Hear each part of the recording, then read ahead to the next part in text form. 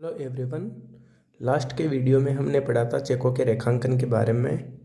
आज के इस वीडियो में हम पढ़ेंगे प्रेजेंटेशन ऑफ इंस्ट्रूमेंट्स, विलेखों का प्रस्तुतिकरण। इसके बारे में आज हम इस वीडियो में पढ़ेंगे।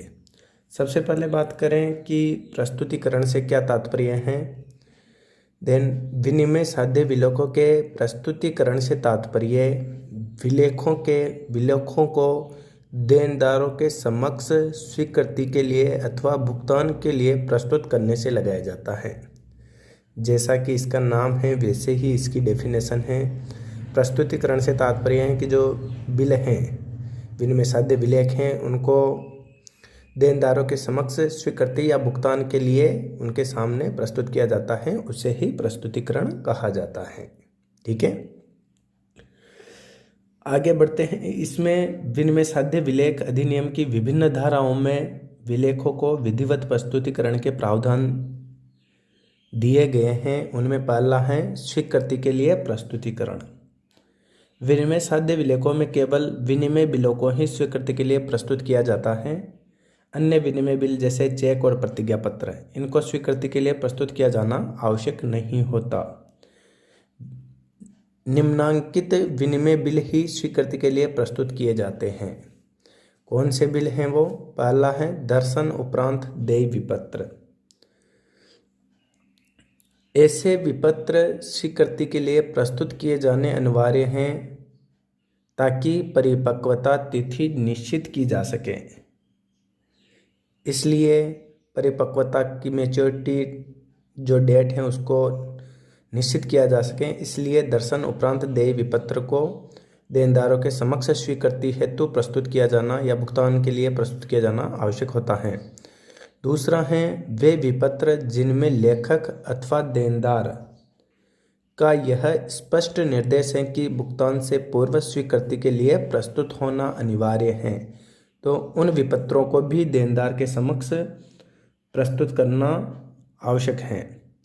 इनके अलावा अन्य बिल भी अतिरिक्त सुरक्षा के उद्देश्य से अथवा लेखक के लिए उत्तरदायी बनाने और देनदार को भुगतान क्षमता इंटेंशन टू पे जानने के लिए स्वीकृति के लिए प्रस्तुत किए जा सकते हैं।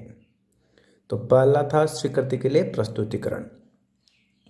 दूसरा है प्रतिज्ञा पत्र का दर्शनार्थ प्रस्तुतिकरण। प्रतिज्ञा पत्र का लेखक स्वयं भुगतान की प्रतिज्ञा करता है, इसलिए किसी भी प्रतिज्ञा पत्र को स्वीकृति के लिए प्रस्तुत करने की आवश्यकता नहीं है। साथ ही जो प्रतिज्ञा पत्र मांग पर अथवा किसी निश्चित तिथि के उपरांत देय है, उनका दर्शन के लिए भुगतान से पूर्व प्रस्तुत करना अनिवार्य नहीं है। परंतु जब कोई प्रतिज्ञा पत्र दर्शन उपरांत देय है, अर्थात देनदार ने प्रतिज्ञा पत्र प्रस्तुत करने के बाद किसी निश्चित अवधि में भुगतान करने की प्रतिज्ञा की है, तो भुगतान का समय निश्चित करने के लिए प्रतिज्ञा पत्र का उचित समय के अंतर्गत दर्शनार्थ प्रस्तुतिकरण अनिवार्य है। जो प्रतिज्ञा पत्र दर्शन उपरांत देय हैं, उनका दर्शनार्थ प्रस्तुतिकरण न होने पर प्रतिज्ञा करने वाला तथा अन्य बेचानकर्ताधारी के प्रति अपने दायित्व से मुक्त हो जाता है। तीसरा है भुगतान के लिए प्रस्तुतिकरण। सभी प्रकार के विनिमय साध्य विलेख भुगतान के लिए प्रस्तुत किए जाने अनिवार्य हैं। विनिमय बिल की दशा में धारी द्वारा यह विलेख देनदार के समक्ष, प्रतिज्ञा पत्र में लेखक के समक्ष तथा चेक की दिशा में बैंक के समक्ष प्रस्तुत होना चाहिए। देनदार अथवा लेखक या स्वीकर्ता की मृत्यु होने पर वैधानिक प्रतिनिधि तथा दिवालिया होने पर सरकारी प्रापक के सामने विलेखों का भुगतान के लिए प्रस्तुतिकरण किया जाता है। प्रस्तुतिकरण संबंधी नियम क्या हैं? इससे संबंधित जो नियम हैं उन्हें निम्न शीर्षकों के अंतर्गत रखा जाता है या रखे जा सकते हैं। पहला नियम है प्रस्तुतिकरण किसके द्वारा किया जाए। प्रस्तुतिकरण का स्थान और तीसरा है प्रस्तुतिकरण का समय। इनके बारे में एक एक करके पढ़ते हैं। पहला है प्रस्तुतिकरण किसके द्वारा। भुगतान के लिए विपत्र को प्रस्तुत करने का अधिकार केवल उसके धारकों अथवा उसके अधिकृत एजेंट को है। धारी की मृत्यु अथवा दिवालिया होने की दशा में धारी का वैधानिक प्रतिनिधि यह अधिकार प्राप्त कर लेता है। तो यह स्पष्ट है कि प्रस्तुतिकरण किसके द्वारा किया जाएगा। प्रस्तुतिकरण केवल धारी होल्डर जो है उसके द्वारा, या उसके द्वारा कोई अगर एजेंट नियुक्त हैं तो उसके द्वारा किया जाएगा।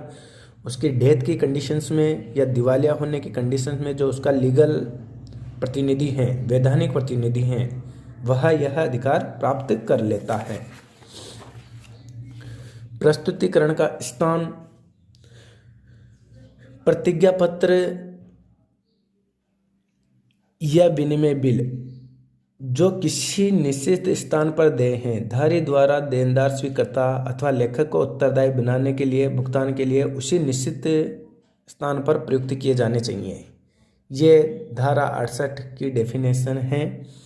निश्चित स्थान से आशय उस स्थान से हैं जहां धारी देनदार स्वीकर्ता अथवा लेखक को उचित प्रयत्न द्वारा पा सके तथा उनके समक्ष विलेख प्रस्तुत किए जा सके। वो निश्चित स्थान कहलाता है कि जहां उसे आसानी से उन तक पहुंचा जा सके। ठीक है। उदाहरण के लिए एक विलेख पर देनदार ने स्वीकृति देते समय लिखा कि 20 सुदामापुरी रोड, टोंक रोड, जयपुर पर दे। इसमें स्थान निश्चित हैं, विलेख को यही प्रस्तुत किया जाना चाहिए। जब किसी प्रतिज्ञा पत्र, विनिमय बिल या चेक पर यह लिख दिया जाता है कि निश्चित स्थान पर दे, किसी अन्य स्थान पर दे नहीं, तब विलेख केवल धारी द्वारा उल्लेखित स्थान पर ही प्रस्तुत किया जाना चाहिए, अन्यथा लेखक अथवा स्वीकर्ता भुगतान करने के अपने दायित्व से मुक्त हो जाएंगे। जब किसी विलेख में प्रस्तुतिकरण का स्थान नहीं दिया गया हो तो भुगतान के लिए स्वीकर्ता के व्यावसायिक या निवास स्थान पर प्रस्तुत किया जाता है। यदि उसमें कोई उचित स्थान नहीं दिया गया है तो फिर भुगतान के लिए स्वीकर्ता के जो व्यावसायिक या निवास स्थान हैं उस पर प्रस्तुत किया जाना चाहिए। यदि कोई व्यावसायिक स्थान भी नहीं है तो धारी को यह अधिकार है कि वह किसी भी स्थान पर जहां लेखक, देनदार अथवा स्वीकर्ता मिलते हैं विलेख को भुगतान के लिए प्रस्तुत कर सकता है। तो भुगतान के लिए स्थान में क्या किया गया। पहला तो है यदि कोई निश्चित स्थान है तो वहाँ ही प्रस्तुत करना है। दूसरा, निश्चित स्थान नहीं है तो उसको फिर जो व्यावसायिक स्थान है अगर उसका, तो व्यावसायिक स्थान या निवास स्थान पर प्रस्तुत करना है। और व्यावसायिक या निवास स्थान भी नहीं है देन उसके बाद कहीं पे भी जहाँ पर लेखक या देनदार स्वीकर्ता मिलते हैं वहाँ वह विलेख को भुगतान के लिए प्रस्तुत कर सकता है। ठीक है। तो ये प्रस्तुतिकरण के स्थान से संबंधित है। नेक्स्ट है प्रस्तुतिकरण का समय।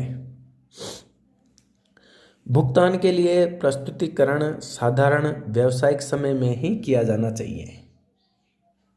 सामान्यतः भारत में कार्यालय का समय प्रातः 10 बजे से सायं 5 बजे तक, व्यावसायिक प्रतिष्ठानों का समय प्रातः 8 बजे से सायं 8 बजे तक तथा बैंकों का व्यावसायिक समय सोमवार से शुक्रवार तक प्रातः 10 बजे से दोपहर 2 बजे तक तथा शनिवार को प्राय 10 बजे से दोपहर 12 बजे तक रहता है। ये नॉर्मली एक समय रहता है। इसमें ऊपर नीचे भी हो सकता है, थोड़ा चेंज भी हो सकता है। वे सभी विलेख जो सावधि हैं अर्थात निश्चित समय बाद देय हैं परिपक्वता तिथि पर ही भुगतान के लिए प्रस्तुत किए जाने चाहिए। परिपक्वता से पूर्व भुगतान के लिए प्रस्तुतिकरण व्यर्थ हैं। यदि उनका मैच्योरिटी डेट से पहले प्रस्तुतिकरण किया जाता है तो वह व्यर्थ है तथा परिपक्वता की तिथि बीतने पर यानी समाप्त होने पर प्रस्तुतिकरण अन्य बेचानकर्ताओं को धारी के प्रति दायित्व से मुक्त कर देता है, परंतु स्वीकर्ता तथा लेखक अपने दायित्व से मुक्त नहीं होते। धारी का उन पर वाद प्रस्तुत करने का अधिकार बना रहता है।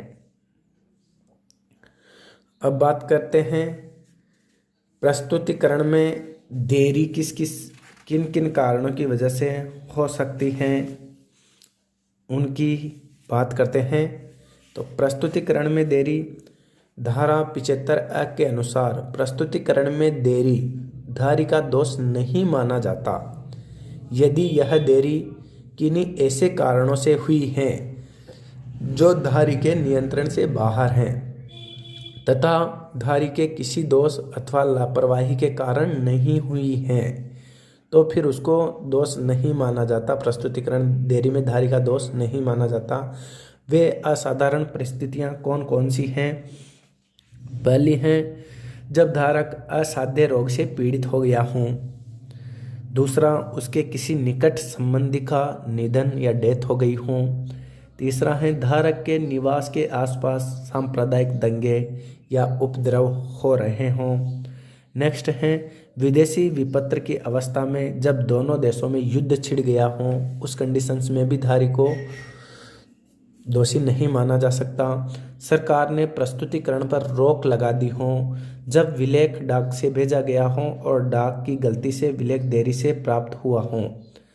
ऐसी परिस्थितियां धारक के नियंत्रण से बाहर होती हैं और इनके समाप्त हो जाने के पश्चात उचित समय में विलेख को प्रस्तुत किया जाना चाहिए। ये ऐसी परिस्थितियां हैं जिसमें धारक या होल्डर या धारी को दोषी नहीं माना जाता क्योंकि ये उसके नियंत्रण से बाहर हैं। इस वजह से इन परिस्थितियों में प्रस्तुतिकरण में देरी हो सकती है। इसके आगे हम नेक्स्ट वीडियो में पढ़ेंगे। धन्यवाद।